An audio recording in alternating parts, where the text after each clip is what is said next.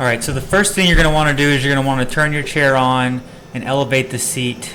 You can do that with the seat lift button activated and pull the joystick backwards. This will begin to elevate your seat, which will help you get to where you need to be, where the shroud is. From there, you want to cut your box open. It's a two-piece shroud. The top shroud will be the piece sitting on top. It'll be your larger piece,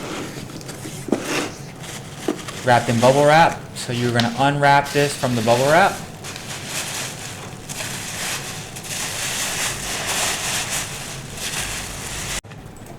Once you have it unwrapped, you'll see these two tabs that we're pointing at. Those tabs drop into these two slots here on the chair.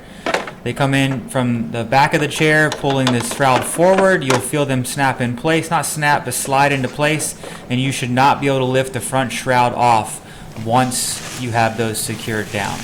Then you have the rear piece of the shroud. Once again, take this out of the bubble wrap.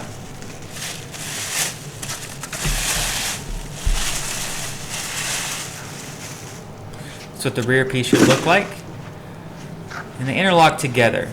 So this slides in from the rear of the chair.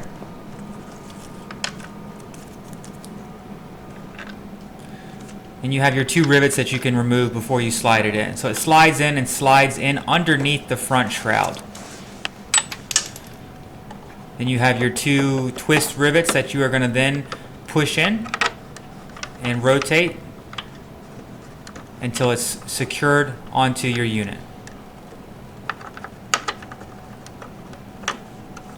If it's not going in, don't force it. It should just turn and screw easily with just your fingers. That's how you put the Air 2 shroud on. If you have any questions, give us a call. Hi, I'm Mark. And my name is Alex. We are a family-owned business for over 25 years.